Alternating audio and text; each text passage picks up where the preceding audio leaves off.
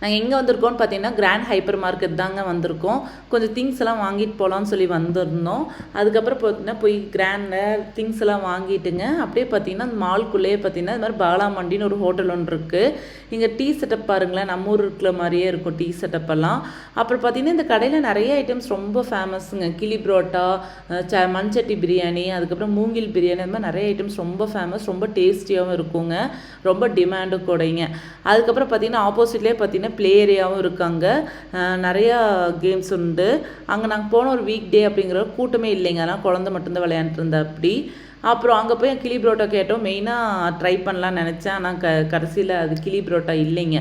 அதெல்லாம் சொல்லிட்டு சரி இருக்கிற சாப்பிடுவோன்னு சொல்லிட்டு chicken 65, chicken gravy, parotta, kurma எல்லாம் கொடுத்துருந்தாங்க. பீஃப்லேயும் நிறைய ஐட்டம்ஸ், நான் பீஃப் சாப்பிட மாட்டோம் அப்படிங்கிறதுக்காக சிக்கனில் வாங்கிட்டோங்க. கண்டிப்பாக இந்த பக்கம் வந்தீங்கன்னா இந்த ஹோட்டலில் ட்ரை பண்ணி பாருங்கள், ரொம்ப டேஸ்டியாக இருக்கும்.